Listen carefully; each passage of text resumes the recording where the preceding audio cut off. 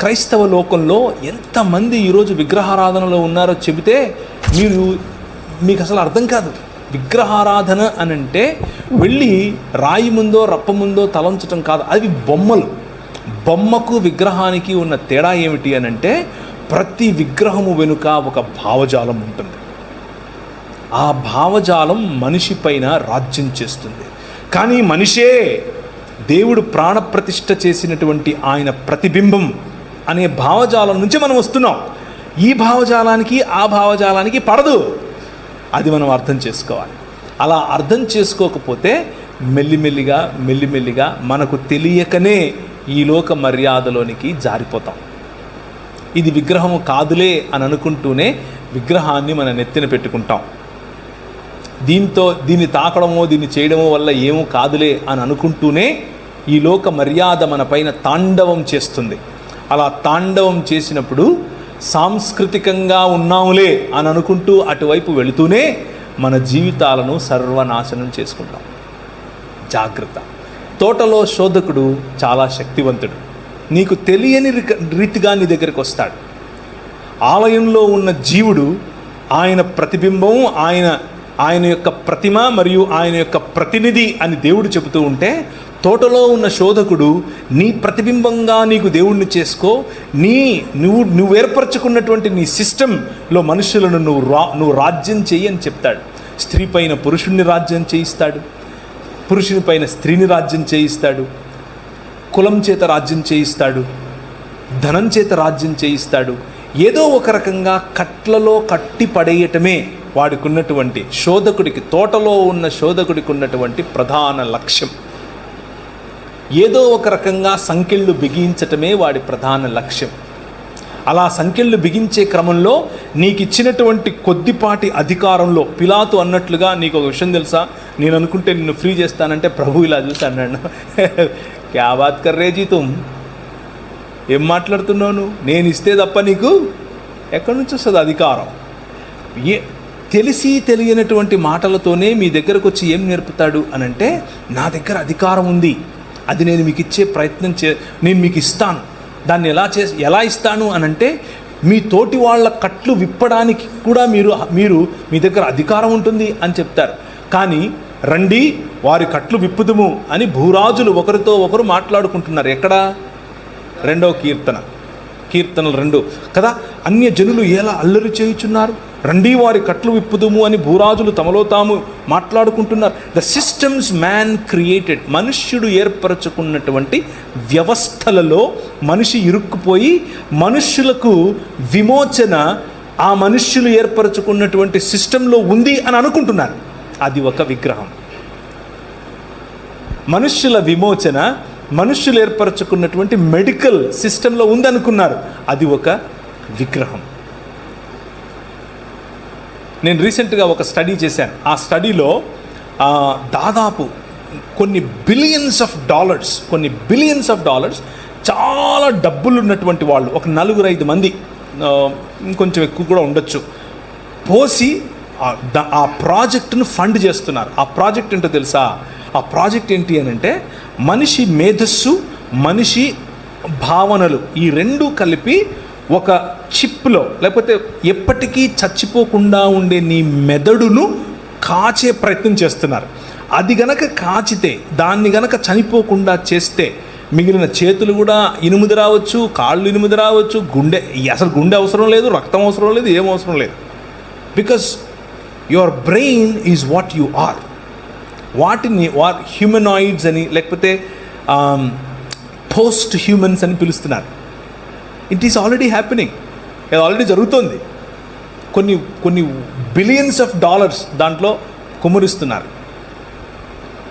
అందరికీ ఇంకా యాక్సెసిబుల్ రాలేదు, but it is happening already. ఒక చిప్లో మీకున్న కాన్షియస్నెస్ మొత్తాన్ని కూడా ఎక్కించే ప్రయత్నం. అండ్ దిస్ సిస్టమ్, ఈ సిస్టమ్ను చూసుకుని ఆ బిలియన్స్ ఆఫ్ డాలర్స్ పోసిన వాళ్ళు అనుకుంటున్నారు, ఇక మేము ఎప్పుడు చచ్చిపోము అని అనుకుంటున్నారు. కానీ ప్రభు అంటున్నాడు, రండి వారి కట్లు విప్పుదుము అని భూరాజులు తమలో తాము మాట్లాడుకుంటూ ఉంటే, సింహాసనాసీనుడైన వాడు వారిని చూసి నవ్వుతున్నాడు, స్మైల్ కొడుతున్నాడు, ఇస్మాయిల్ అంటున్నాడు. ఏమిరా మీరు, ఎడబోతారు, ఏం చేస్తారు? నా కుమారుడు నేను నిన్ను కనియున్నాను, ఇదిగో నా కుమారుడు, ఆయన సియోనులో నుండి ఆయన రాజ్యమేలటానికి వచ్చాడు, ఆయన భుజముల మీద రాజ్యభారం ఉంటుంది, ఆయన ఆశ్చర్యకరుడు, ఆయన అద్భుతకరుడు, ఆయన ఆలోచనకర్త, ఆయన బలవంతుడైన దేవుడు, ఆయన నిత్యుడగు తండ్రి. ఆయన ఎలా వస్తాడో తెలుసా? సేవకుడై వస్తాడు. ఇప్పుడు మూడవ మాట, ఆలయంలో జీవుడు పోయే క్రమంలో ఆ నశించిపోవటానికి గల కారణం తోటలో ఉన్న శోధకుడు. అయితే ఈ లోకములో నిజమైన మానవుడు రావాలి.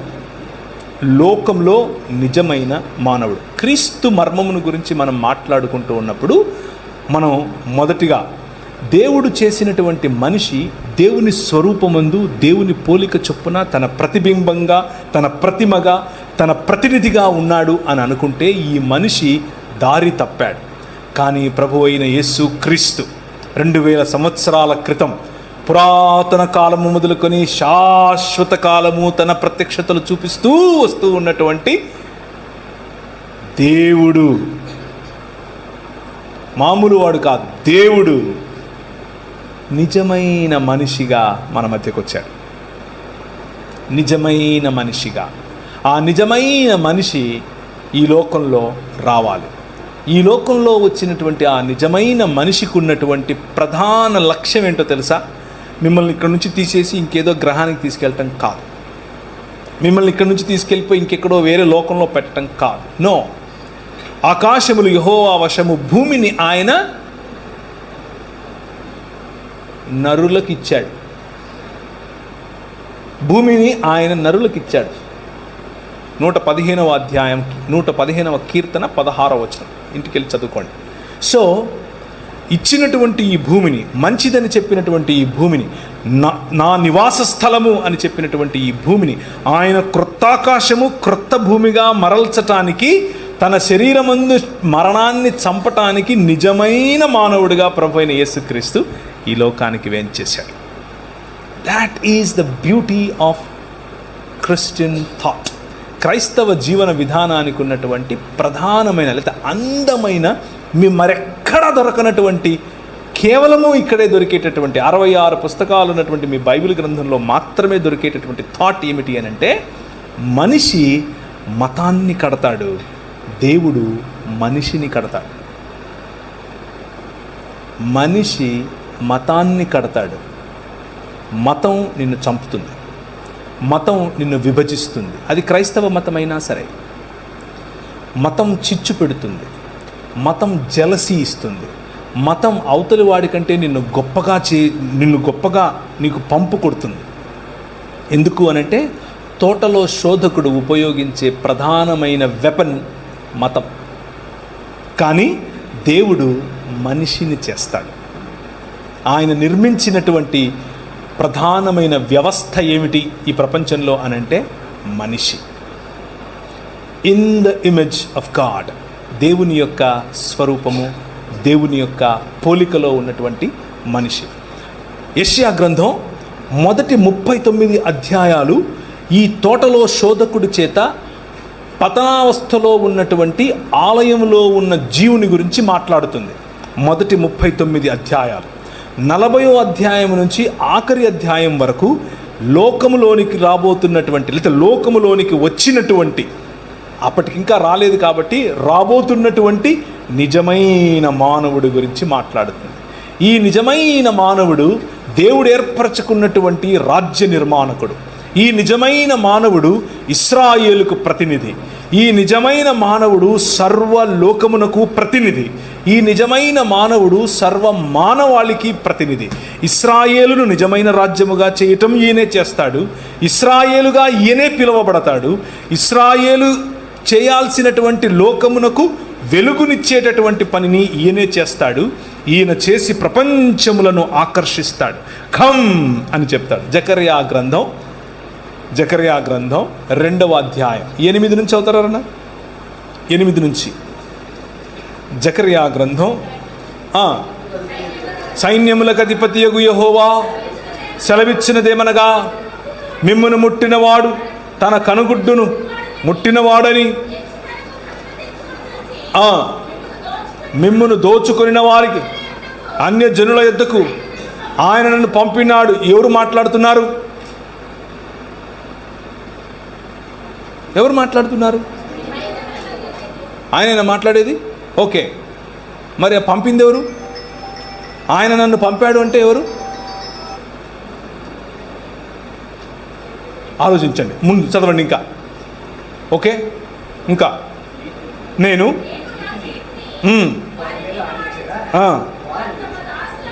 దోపుడు సొమ్ము అవుతారు. ఓకే, ఒక నిమిషం. ఎవరు చేయి ఆడిస్తే ఎవరు చేయి ఆడిస్తారు? Think about it. ఎవరు చెయ్యి ఆడించటం వలన వీళ్ళ అన్య జనుల అంటే వీళ్ళు దోపుడు సొమ్ముగా మారతారు? ప్రవక్త? జకరయానా? పోనీ జెరుబ్బాబేలా? ఇశ్రాయేలా? ఎవరు? ఇంకా చదవండి. నేను వచ్చి మీ మధ్య నివాసం చేస్తాను. ఓకే, ఎవరు మాట్లాడుతున్నారు? యెహోవా మాట్లాడుతున్నాడు. ఏమని? నేను వచ్చి మీ మధ్య నివాసం చేస్తాను. The promise of God always. మొత్తం బైబిల్ గ్రంథంలో దేవుడు చేసినటువంటి ప్రధానమైన ప్రామిస్, వాగ్దానం ఏమిటి అని అంటే, I will come and dwell among you. నేను వచ్చి మీ మధ్య నివాసం చేస్తాను. మిమ్మల్ని తీసుకొని ఎక్కడికో పోతాను కాదు, నేను వచ్చి మీ మధ్య నివాసం చేస్తాను. అబ్రహాముకి ఇచ్చింది ఇదే, నోవహుకు చెప్పింది ఇదే, ఇశ్రాయేలుకు చెప్పింది ఇదే, మోషేకి చెప్పింది ఇదే, ప్రవక్తలకు చెప్పింది ఇదే, ప్రభు అయిన యేసు క్రీస్తులో జరిగింది ఇదే. కంటిన్యూ.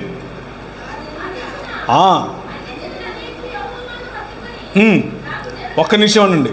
యెహోవాను హత్తుకుంటే ఎవరికి జనులు అవ్వాలి? యెహోవాకే జనులు అవ్వాలి. మధ్యలో ఈయనెవరు?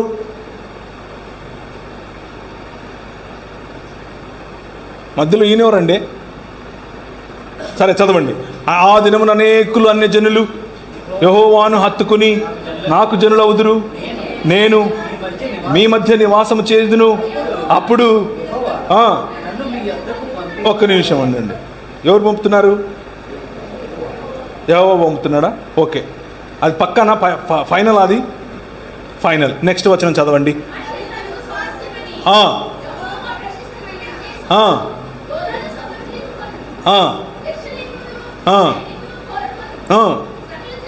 సకల జనులారా. ఒక్క నిమిషం ఆగండి. ఎవరు వస్తున్నారు? ఇంతకుముందు పంపింది ఎవరు?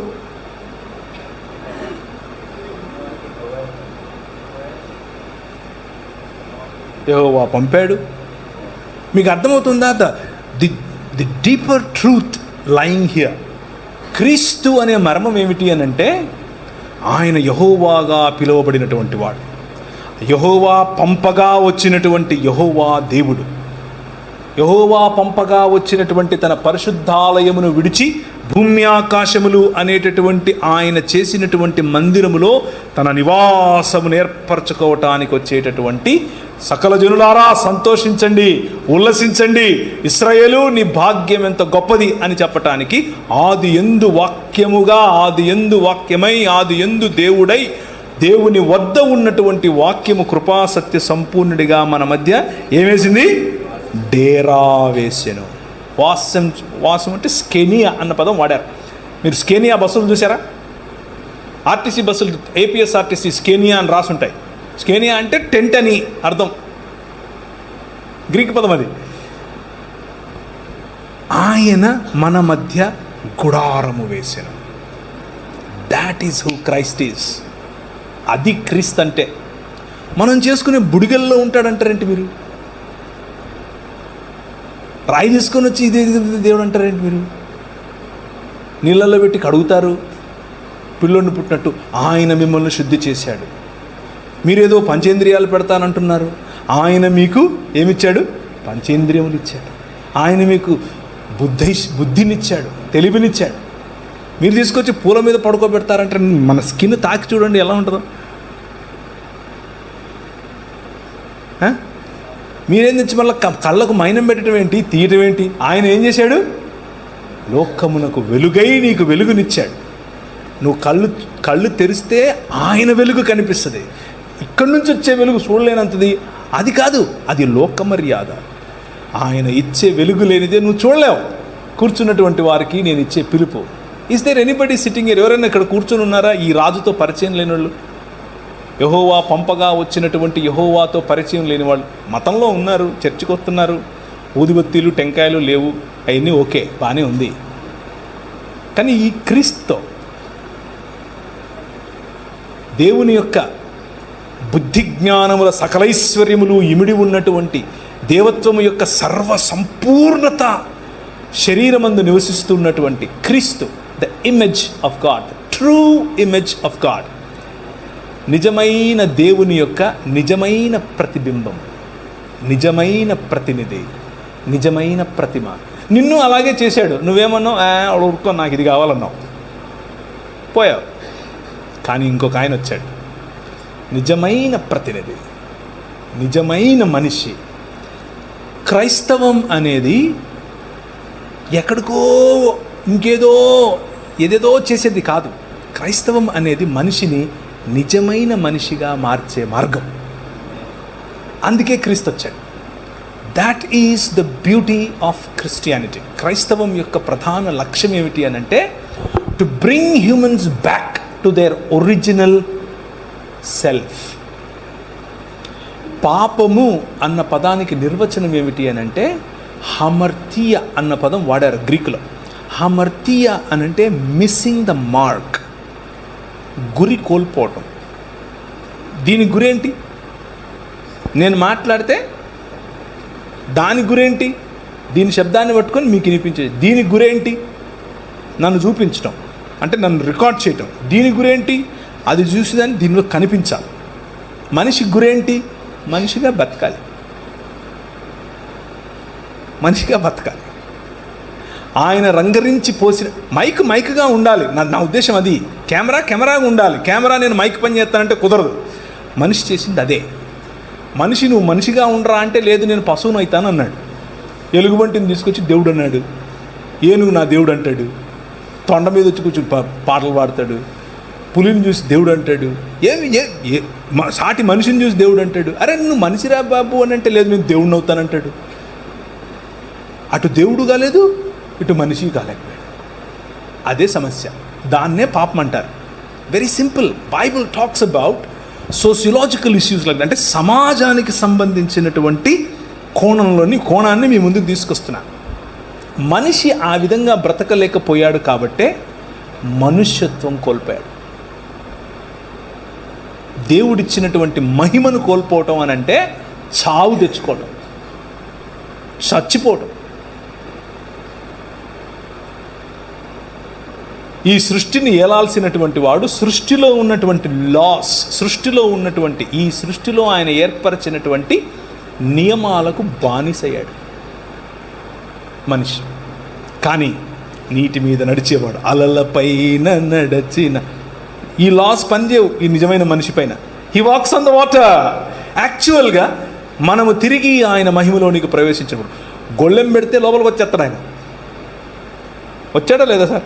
తిరిగి లేచినప్పుడు when you kill the death, నువ్వు ఈ మరణాన్ని చంపి బయటకు వచ్చినప్పుడు ఈ లాస్ నీ మీద పనిచేయవు. You gonna have a different body ఈ శరీరం ఉంటుంది. నువ్వు నన్ను గుర్తుపడతావు. ఈ బట్టలు వేసుకుని మా దగ్గరికి వచ్చాడు, మా ఊరికి ప్రవీణ్ విడిపోయాడు, గుర్తుపడతావు నన్ను. నేను నిన్ను చూస్తాను, వాళ్ళ బాగున్నావా, నిన్ను చూశాను. We will see each other, we will know each other. You can touch me, I can touch you.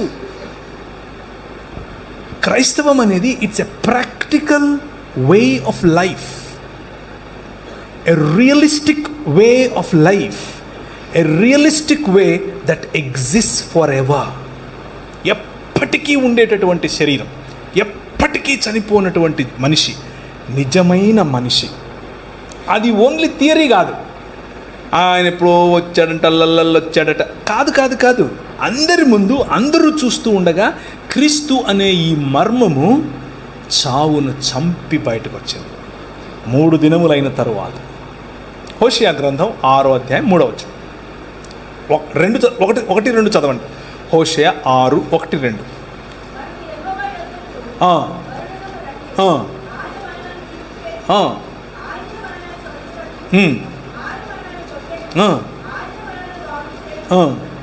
2 దినములైన తరువాత ఆయన మనలను బ్రతికించును, మనము ఆయన సముఖమందు బ్రతుకున్నట్లు 3వ దినమున. ఎవరండి 2 దినములైన తర్వాత బ్రతికింది? 3వ దినమున ఇంకెప్పుడూ చావనటువంటి జీవితాన్ని ఎవరండి తీసుకొచ్చింది? You understand what I'm saying? ఇశ్రాయేలు అది క్లెయిమ్ చేస్తుంది. ఇశ్రాయేలు అంటున్నాడు. హోషే గ్రంథకర్త ఏం చెప్తున్నాడంటే, ఇశ్రాయేలుతో మనం ఆయన వైపు తిరుగుదాం రండి, 2 దినాలు అయిన తర్వాత ఆయన మనల్ని బ్రతికిస్తాడు. ఎందుకంటే మనం ఇప్పుడు చెరలో ఉన్నాం, చెరలో ఉన్నటువంటి సావడమే, కానీ ఆయన బ్రతికిస్తాడు. 3వ దినమున ఆయన సముఖమందు బ్రతుకున్నట్లు, ఎప్పటికీ ఆయన సముఖమందు బ్రతికేటటువంటి ఒక జీవితాన్ని ఇశ్రాయేలు కోరుకుంటే, ఇశ్రాయేలు చేత కాకపోతే ఇశ్రాయేలు ప్రతినిధి ప్రభు అయిన యేసు క్రీస్తు వచ్చాడు. He killed the death.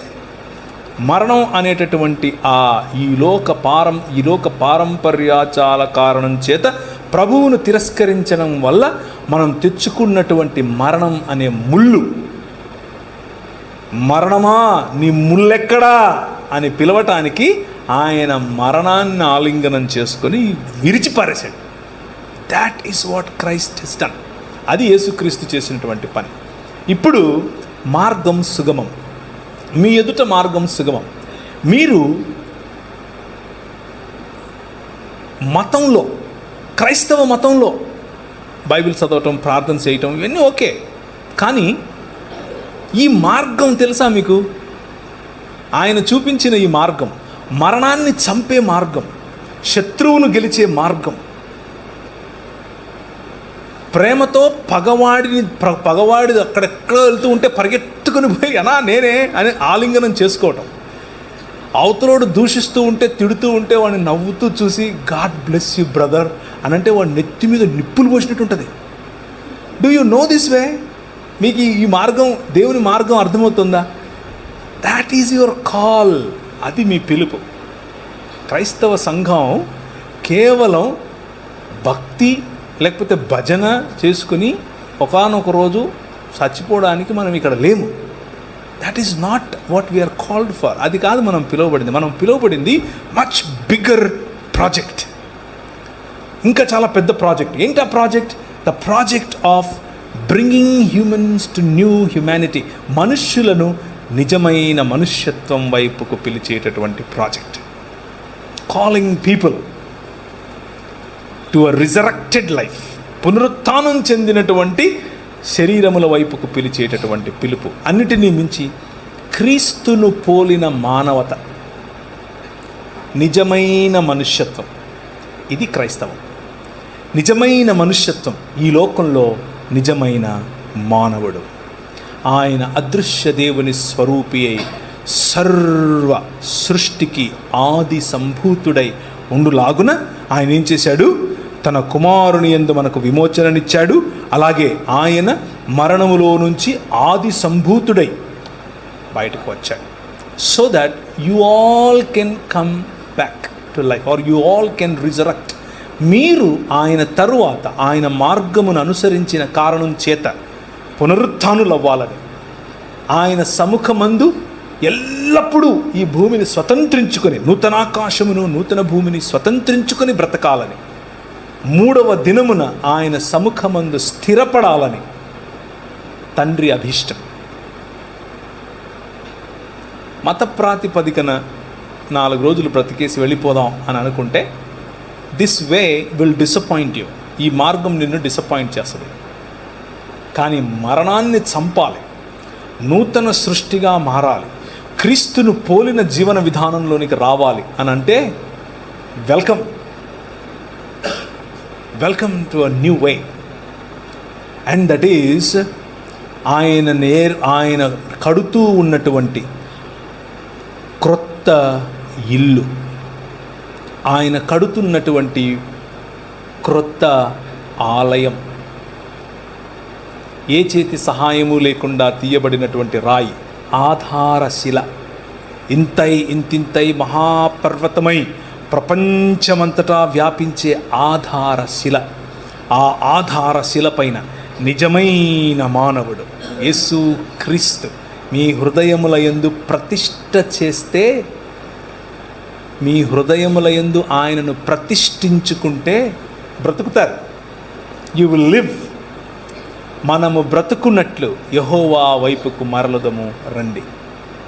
Now let me ask you simple question. మీరు ఏర్పరచుకున్నటువంటి మీ హృదయాల్లో మీ పైన రాజ్యం ఏలుతున్నటువంటి వ్యవస్థలు ఏంటివి? కొంతమందికి అది డబ్బు, కొంతమందికి కులం, కొంతమందికి మినిస్ట్రీ. మినిస్ట్రీ ఎక్కడన్నా అవుతుందా? ఎస్. కొంతమంది వాళ్ళు ఏర్పరచుకున్న మినిస్ట్రీ వాళ్ళకొక విగ్రహం, వాళ్ళకొక వ్యవస్థ, దాని చేత పరిపాలించబడుతూ ఉంటారు. కొంతమంది వాళ్ళు ఏర్పరచుకున్నటువంటి కులం, మతం, వర్గం, ప్రాంతం, దేశం, ఇవన్నీ వేరు వేరు వ్యవస్థలు. ఆ వ్యవస్థలు ఒక ఐకాన్ను ఏర్పరచుకొని, ఆ వ్యవస్థలకు ఒక బొమ్మ ఏర్పరచుకొని, వాటిలో ఈ వ్యవస్థ ప్రాణం పోస్తుంది. అది మిమ్మల్ని ఏలుతుంది. ఏం ఏలుతుంది మిమ్మల్ని ఈరోజు? Think about it. క్రీస్తు మార్గములో కాక, క్రీస్తు మీ పైన ఏలటం కాక, ఏ వ్యవస్థ మీ పైన ఏలుబడి చేస్తుంది అని ఒక్కసారి ఆలోచించాలి. ఒక్కసారి కనుక డీపర్గా మీరు ఆలోచిస్తే చాలా బొమ్మలు బయటకు వస్తాయి. తవ్వే కొద్దీ ఆయన అన్నారు, పురుషోత్తమ చౌదరి, త్రవ్వుతున్న కొలది పెరుగు తరగదునా. అది మనిషి. వన్ సోల్ ఫోకస్, ఒకే ఒక్క ఫోకస్. ఏమిటి అని అంటే క్రీస్తును పోలిన మానవత. మనిషిని హిందువుగా చూడొద్దు, ముస్లింగా చూడొద్దు, క్రైస్తవుడిగా చూడొద్దు, బౌద్ధుడిగా చూడొద్దు. మనిషిని మనిషిగా చూడండి. కష్టమా? చాలా కష్టం. చాలా ఈజీగా, చాలా కష్టం. మతం తట్టుకోలేదు, బట్టలు చింపేసుకుంటుంది. నిజంగానే అంటే ప్రభు అయిన యేసుక్రీస్తును చంపింది ఎవరు అంటే మతమే కాదా? ఆమె రాంగ్? పిలాతు చేతులు కడిగేసుకున్నాడు, నాకెందుకు రా బాబు, లే చంపండి అని అన్నాడు. మతం నిజమైన మనిషిని చూస్తే బట్టలు చింపేసుకుంటుంది. ప్రధాన యాజకుడు అన్నాడు, యూదుల రాజుకు క్రీస్తు. ఏమని నువ్వు అన్నావు? అవును, నువ్వు అన్నట్టే. మనుష్య కుమారుడు ఆకాశ మేఘారుడై దిగివచ్చుట మీరు చూస్తారు అని అంటే ఇంతకంటే ఎక్కువ సాక్ష్యం కావాలని బట్టలు చింపుకున్నాడు. మతము తట్టుకోలేదు మనిషిని. Try to live a real human life. నిజమైన మనిషిగా బ్రతికి చూడు. మతం మెల్లిమెల్లిగా తన పట్టు కోల్పోతుంది. That's what Paul did. Paulu చేసింది అదే. పౌలు ఛాలెంజ్ చేసినటువంటి, అంటే ఈ లోకంలో ఉన్నటువంటి నిజమైన మానవుడు ఛాలెంజ్ ఏమేమి చేశాడు తెలుసా? మొదటిది, రెండవ మందిరపు యూదా సమాజము యొక్క విగ్రహములను ఛాలెంజ్ చేశాడు. రెండవ మందిరం, first temple Judaism is different from second temple Judaism. Second temple జుడాయిజంలోనే ప్రభువైన యేసుక్రీస్తు కూడా వచ్చారు. నెంబర్ 2, ఫారసీకల్ లా, అంటే పరిసయ్యుల యొక్క ధర్మశాస్త్రం పట్ల ఉన్నటువంటి నిష్ఠాభావాలను ఛాలెంజ్ చేశాడు. నెంబర్ 3, హెలెనిస్టిక్ యూదులు, అంటే యూదులలో ఉన్నటువంటి వారు కొందరు గ్రేకుల యొక్క హెలెనిజంను అడాప్ట్ చేసుకుని రెండిటి మధ్య సింక్రటిస్టిక్ లైఫ్ జీవించారు. వాళ్ళ ముందు నిలబడుకొని he challenged them to come back to Christ. క్రీస్తు వైపుకి రమ్మని పిలిచాడు. 4వది, రోమా శాసకుడైనటువంటి కైసర్ అగస్తస్కు విగ్రహాలు పెట్టి ఆయన దేవుడని, ఆయన కుమారుడు ఇంకెవరో కాదు కైసర్ తిబేరియస్ అని చెప్పి, ఈయన దేవుని కుమారుడు, ఆయన దేవుడు అని చెప్పుకుని తిరుగుతూ ఉన్నటువంటి ఒక మతం. ఆ మతం ఎదుట నిలబడి no, Jesus is the king అని చెప్పాడు. క్రీస్తే, Jesus Christ is the lord of all. Yesu Kristu అందరికీ ప్రభు, అందరిలో ఇడుగుడు ఉన్నాడని చెప్పాడు. అందరిలో ఇదిగో తిబేరియస్ ఉన్నాడు, అందరిలో నువ్వు ఉన్నావు నేను అని చెప్పాడు. మతం తట్టుకోలేదు ఇలా చెప్తే. అదేంటి? మతానికి చాలా కోపం. ఎందుకు అనంటే నిజమైన మనిషి, నిజమైన మనిషి కల్పించినప్పుడు అన్ని వ్యవస్థలు మెల్లమెల్లగా నిర్వీర్యమైపోతాయి.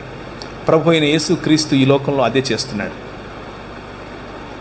If you go back to history, ఒకసారి హిస్టరీని కనుక మీరు చదివితే ఎలాంటి మూవ్మెంట్స్ ఆయన తీసుకొచ్చాడు, భారతదేశంలో మిగిలిన దేశాల్లో ఎలా మనుష్యులను తిరిగి నూతన మనుష్యత్వం వైపుకు తిరిగి తెస్తున్నాడు.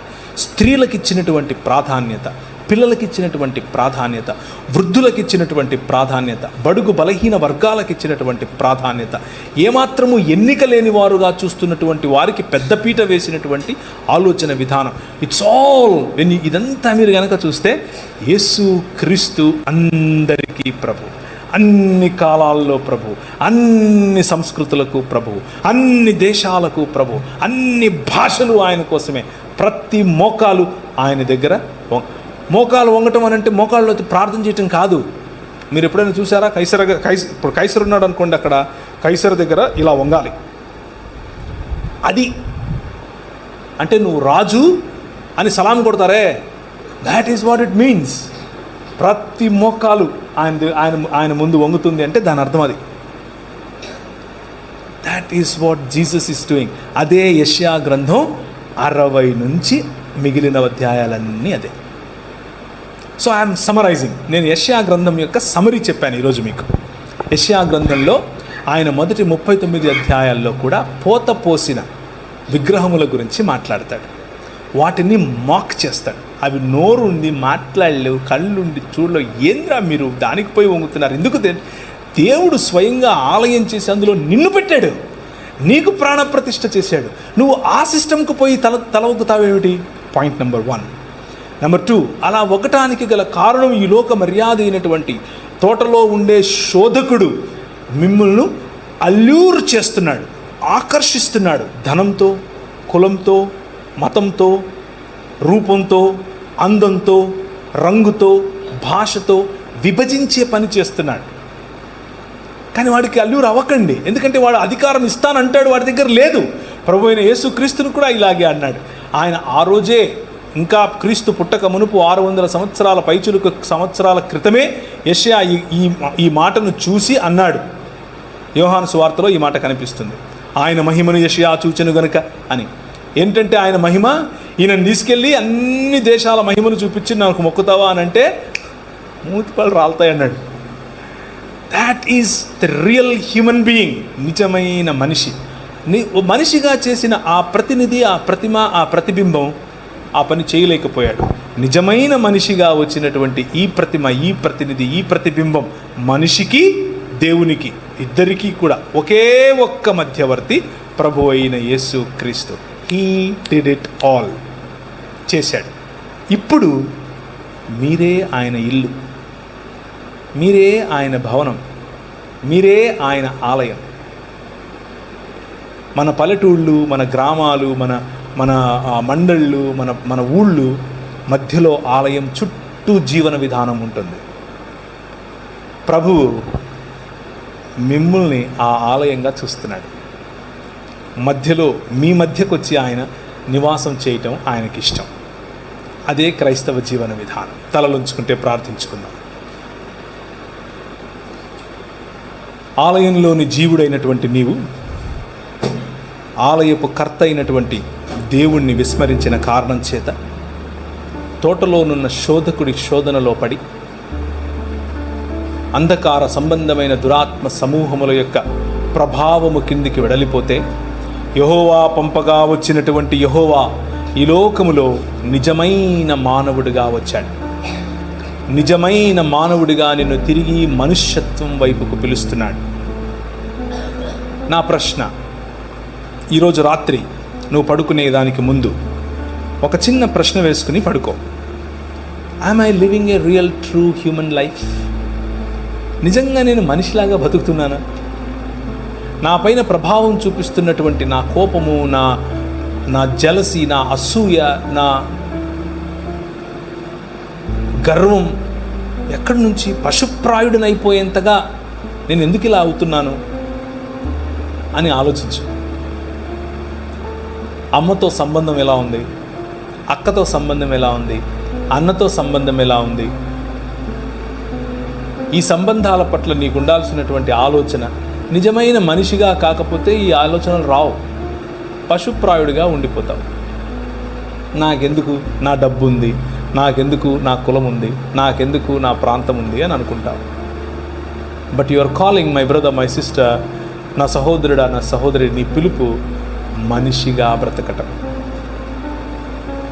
దాన్ని కోల్పోవటమే పాపం. Very simple.